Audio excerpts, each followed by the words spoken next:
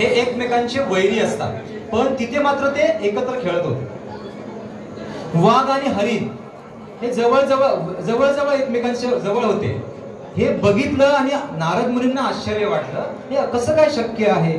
आणि ते पुढे जात आहेत तर त्या आश्रमामध्ये कोण होती, अनसुया होती. आणि त्यांनी पाणी मागितलं तिच्याकडे. ते पाणी प्याल्यानंतर त्या पाण्याची चवच त्यांना वेगळी वाटली. आणि त्यांच्या लक्षात आलं की देव जे इतर सगळे देव सांगताय, ही साधी सुधी पृथ्वीवरची स्त्री नाहीये, तर ती पतिव्रता आहे, सती आहे. तिच्या हातचं पाणी घेतल्यानंतर त्यांना असं वाटलं की हिची परीक्षा तरी बघूया. म्हणून तिला म्हणतात, तिने पाणी दिल्यानंतर ती म्हणते की आता दुपारच्या वेळी आलाय तर जेवण करून जा, जेवून जा. तर ते म्हणाले, मी परान्न घेत नाहीये. मी तुला जर शिदा आणून दिला तर तू मला वाढलंस तर मला चालेल. आणि असं म्हणून ते नदीवरती आंघोळीला गेले. आणि येताना त्यांनी उपरण्यामधून काय आणलं, रेती दगड आणले, उपरण्याच्या गाठ बांधली आणि ते गाठोड्यासारखं करून घेऊन आले. नदीतील आणुनी प्रस्तर सतीस म्हणे पाक कर, शुदित झाले माझे उदरा, रांदोनी वाढ. तिला सांगताय की हे जर मी शिदा आणलाय तर तू काय कर, वाढ. ती घरात आतमध्ये गेली आणि उघडून बघते तर दगड गोटी आहे. विचार करते, अतिथी आपल्या घरात आलाय, त्याला विनमुख पाठवायचं नाहीये. तिने उघडलं आणि नंतर तिच्या लक्षात आलं, आता ही आपली सत्व परीक्षा आहे.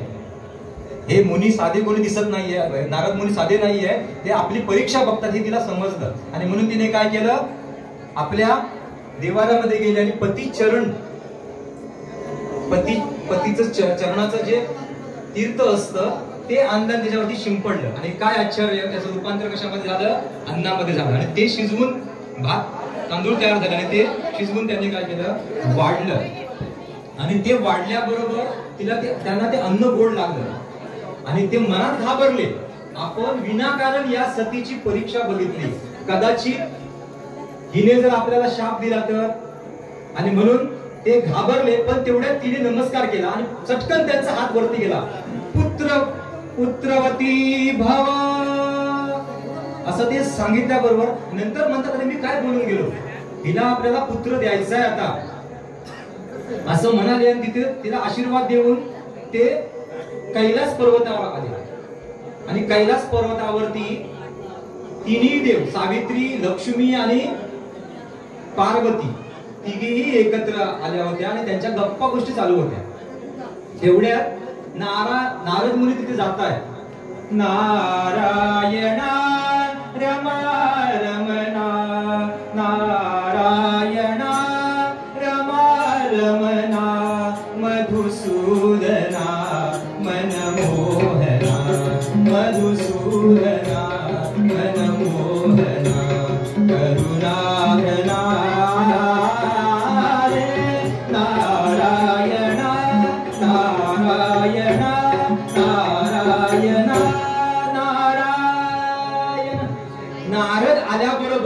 सावित्री म्हणते, मानसपुत्र आहेत ना ब्रह्मदेवाचे. सावित्री सांगते, आमचं लेकरू आलंय, आता कळ लावल्याशिवाय जाणारच नाही. असं म्हटल्याबरोबर लक्षात घ्या, नारद मुनींनी जेवढ्या कळी, आपण म्हणतो कळीचा नारद, पण त्यांनी कळी कशासाठी लावली आहे, तर हे विश्व चांगलं चालावं, हे अहंकार कमी झाला पाहिजे, मत्सर कमी झाला पाहिजे. अजित देवांना सुद्धा अहंकार असता कामा नये, मानवाला तर असताच कामा नये, तर देवाला सुद्धा अहंकार असता कामा नये. म्हणून त्यांनी काय केलंय, त्या कळी लावलेल्या आहेत. नारद मुनी आले, त्यांच्या गप्पा चालू आहेत, तेव्हा सांगताय, पार्वती माता विचारते, अरे नारदा कुठे भ्रमंती करून आलास? नारद सांगतोय, मृत्यू लोकात पृथ्वीवरून जाऊन आलो. असं मग काय नवीन, काय विशेष, काय बातमी? सगळ्या देवांना पृथ्वीवरती काय चाललंय याच प्रत्येक वेळी कुतूहल असायचं. तसं काय विशेष नाहीये, पण म्हटल्याबरोबर पण बनतोस म्हणजे काहीतरी विशेष तुझ्याकडे आहे. अरे सांग लवकर सांग. तर म्हणतात, नारद मुनी सांगतायत, मी एक सती बघितली पृथ्वीवरती सती बघितली.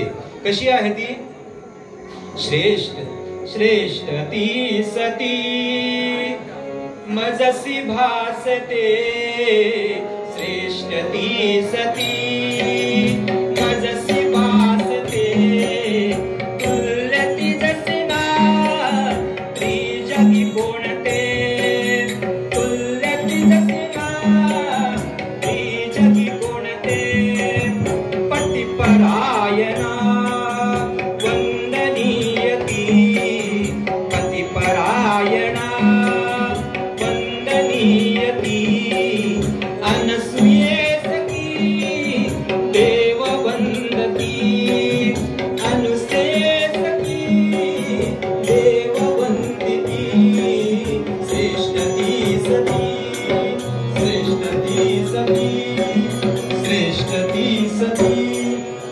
नारद मुनी सांगतायत मी पृथ्वी तलावर अनसूया नावाची सती बघितली आहे आणि ती श्रेष्ठ आहे. अत्री मुनी, अत्री ज्याची सगळ्यांशी मैत्री ते अत्री, आणि त्यांची जी पत्नी आहे ती श्रेष्ठ पतिव्रता आहे. या तिघी जणी म्हणतात आमच्यापेक्षा श्रेष्ठ.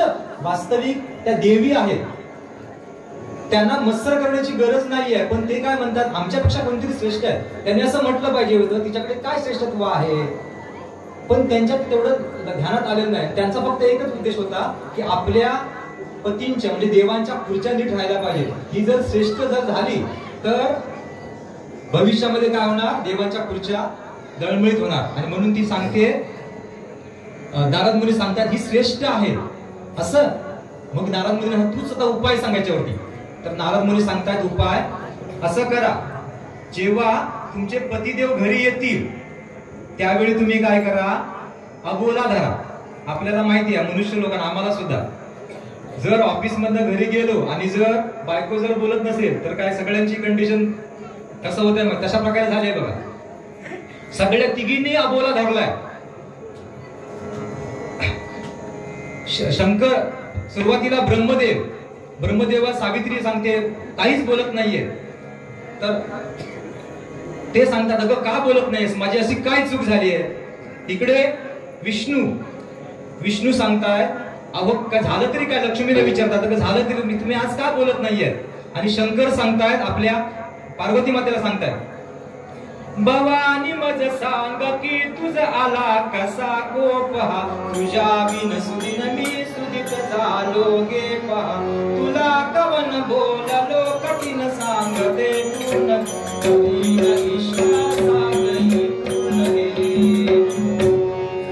भवानीला सांगतायत अगं असं मी काय केलं, माझं काय चुकलंय, तू आज अबोला धरलायस. तर तिघी सांगताय ती पृथ्वी तलावरती श्रेष्ठ अशी सती आहे अनसूया, तिचं तुम्ही काय करा सत्व हरायला सांगताय. अगं पण ते शक्य कसं आहे, तुम्ही जा आणि तिच्याकडनं इच्छा भोजन मागा. इच्छा तुम्ही काय करा मागणं आवश्यक आहे. तर ते म्हणतात आम्ही कशा प्रकारे इच्छा मागणार ते आम्हाला काही माहिती नाही, तुम्ही जायचं. शेवटी त्यांनी काय केलं, विप्र वेश घेतला, गोसाव्याचा वेश घेतलाय आणि ते पृथ्वीवरती आले. माई भिक्षा रस्तो रस्ते पुकारे, माई भिक्षा रस्तो रस्ते पुकारे, अत्रि मुनि का आश्रम देखत, अत्रि मुनि का आश्रम देखत, दिनोरी वाटे सारोजी राम राम कहो रे, राम राम कहो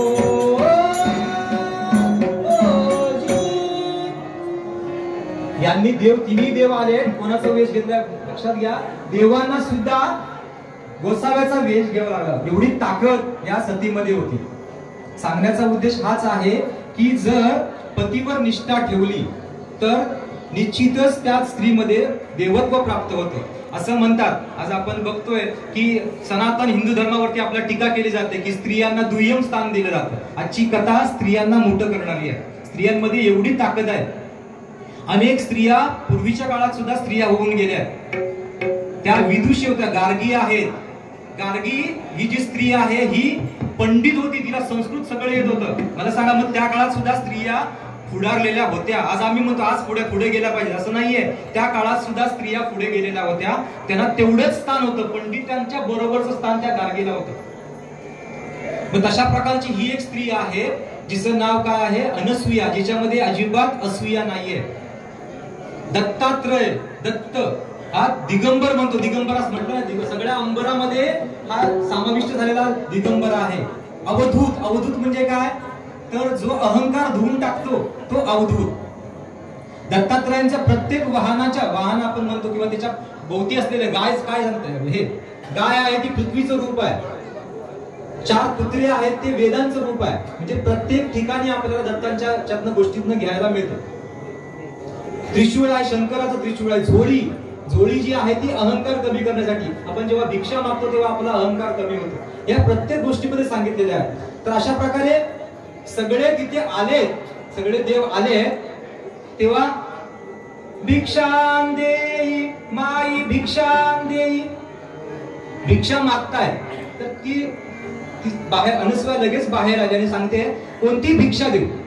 तर म्हणाले आम्हाला भिक्षा आमची जरा वेगळीच आहे, इच्छा भोजन पाहिजे. असं ऐकल्याबरोबर ती सपापली, यांना नेमकं काय हवंय. म्हणून तिने काय केलं, आपल्या आश्रमात सगळ्यांना पाटावर बसवलंय, तिघांना, आणि विचार करते आता काय मागतात, इच्छा भोजन म्हणजे नेमकं काय हवंय.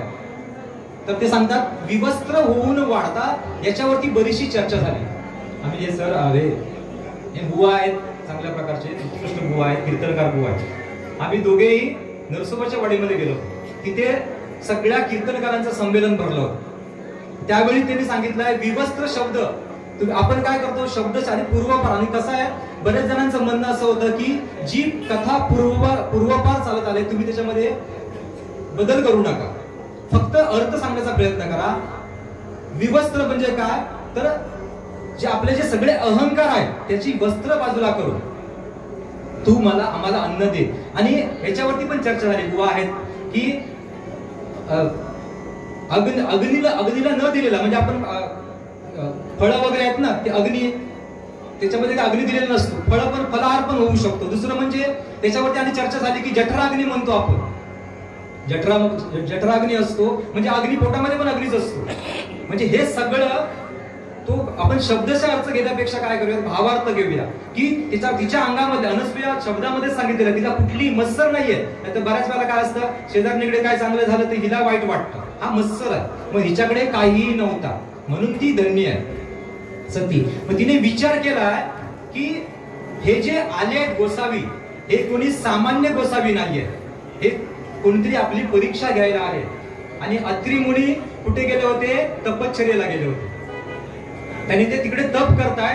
ही म्हणते आता काय करू पतिदेव, आता मी काय करू, माझी परीक्षा घ्यायची वेळ आलेली आहे, मी आता काय करू, काय करणार याच्या पुढे, असं विचार करते. तेव्हा तिला परत आठवलं जे आपण पूर्वी केलं होतं, जेव्हा पहिली परीक्षा झाली तेव्हा आपण पतीचंच काय केलं होतं, चरण ते पाणी शिंपडलं होतं.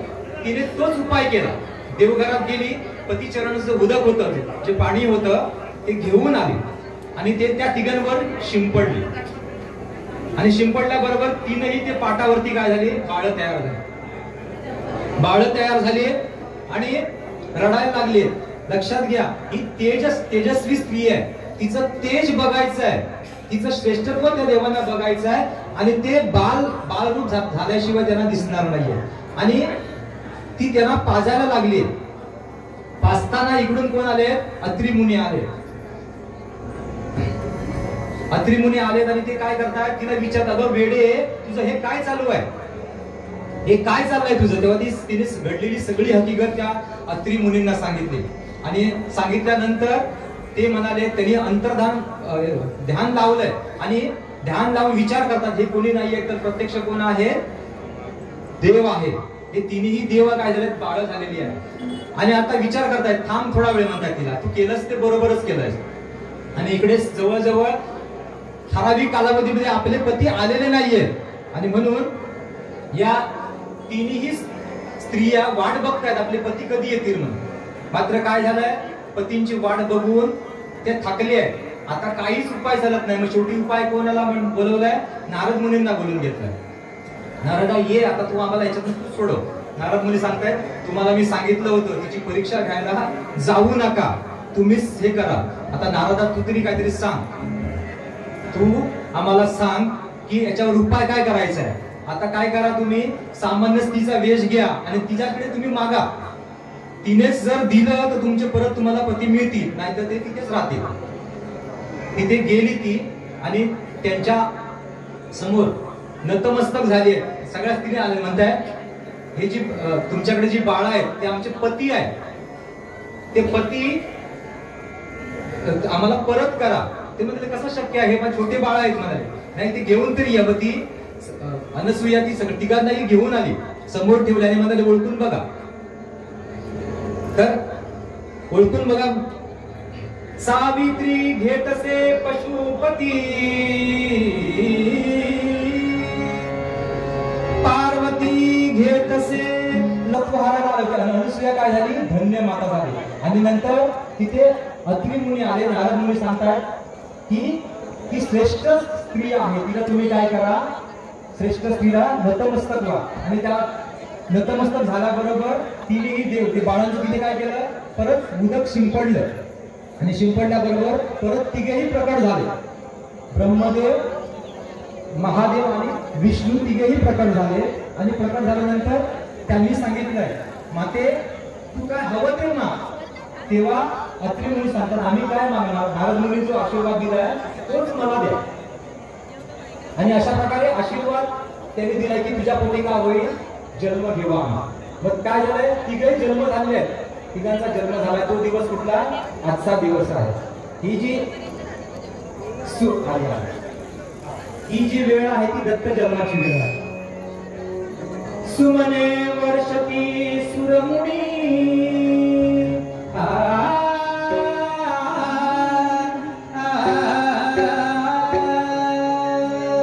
सुमने वर्षती सुरमुनी, गाती गंधर्व अप्सरा सहित.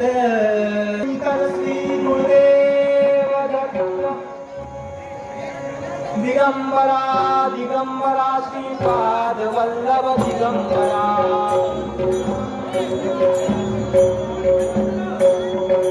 दिगंबरा दिगंबरा श्रीपाद वल्लभ दिगंबरा. सवारी जाऊन नामस्मरण करूया. दिगंबरा दिगंबरा श्रीपाद वल्लभ दिगंबरा,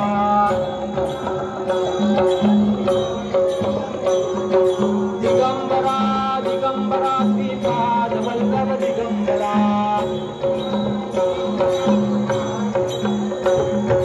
दिगंबरा दिगंबरा श्रीपाद वल्लभ दिगंबरा,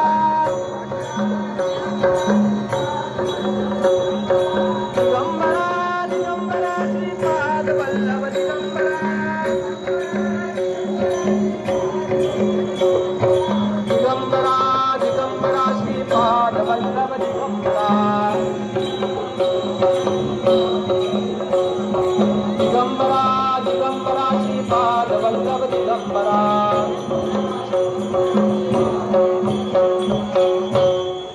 जो पहिला झाला त्याचं नाव काय ठेवलं, चंद्र. आणि ते म्हणजे ब्रह्मदेव. त्यानंतर दुसरे विष्णू यांचं नाव काय ठेवलं, दत्त. तिसरे महादेव यांचं नाव काय ठेवलं, दुर्वास. आणि यांनी काय केलं, आपला जो अंश आहे हा अंश कोणाकडे दिला, विष्णूकडे, दत्तात्रयाकडे तो अंश दिला. आणि ते काय केले, चंद्र गेला तपश्चर्याला गेला, दुर्वास. आणि म्हणून तो एकमुखी दत्त आपण जो म्हणतो तो दत्त म्हणजे कोण, हा विष्णू. विष्णूने सांगितलं मी काय करणार आहे, माझ्या आईला सोडून जाणार नाहीये. तिच्याकडे दत्त म्हणजे दिलेला. कोणाला दिला, अत्रि मुनींना दिला. म्हणून तो दत्तात्रय. दत्त कोणाला दिला, अत्रि मुनींना दिला. आणि मी सुरुवातीला सांगितल्याप्रमाणे हा सांगितलं स्वामी समर्थ असते हे पुढे पुढे चालू राहणार आहे. कारण हे गुरूंचे गुरुदेव म्हणतो, देवांचे गुरु म्हणजे कोण, दत्त गुरु आहे. आणि दत्त गुरूंनी 24 गुरु केलेले आहेत. प्रत्येकाकडनं मगरीकडनं पण घेतलंय, पृथ्वीकडनं सहनशिष्टा घेतल्या. 24 जणांकडनं त्यांनी काय मगरीकडनं घेतलं, विश्वाकडनं गुरु घेतले. अशी 24 गुरु गेले. आम्हाला माहिती नवनाथ परंपरा सुद्धा, भागवत धर्म सुद्धा ज्ञानेश्वर माऊलींचे गुरु कोण, निवृत्तीनाथ. निवृत्तीनाथांचे गहिरीनाथ, म्हणजे हीच परंपरा पुढे पुढे. आणि आज आपण बघतोय पंढरपुरामध्ये एवढा महापूर, भक्तांचा महापूर येतोय, म्हणजे हीच परंपरा. भागवत धर्म जो आपला आहे, भागवत धर्म.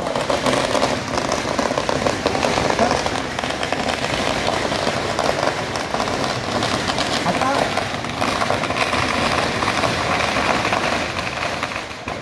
दत्तगुरूंचा जन्म झालेला आहे.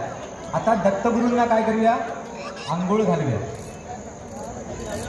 नानी नानी नानी नानी त्या निर्मळा, नानी नानी त्या निर्मळा खाली तिच्या भाग्याची कोणवाणी, खाली तिच्या भाग्याची कोणवाणी. नानी नानी त्या निर्मळा नानी नानी त्या निर्मळा, नानी नानी त्या निर्मळा.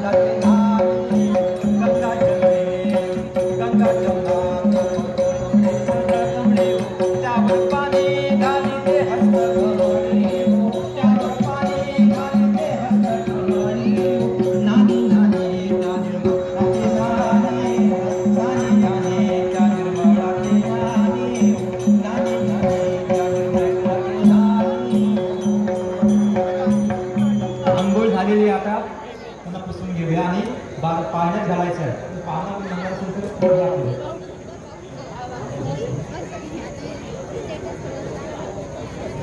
बाळा जो जो रे, बाळा जो जो रे, सावकारा बाळा जो जो रे, कमला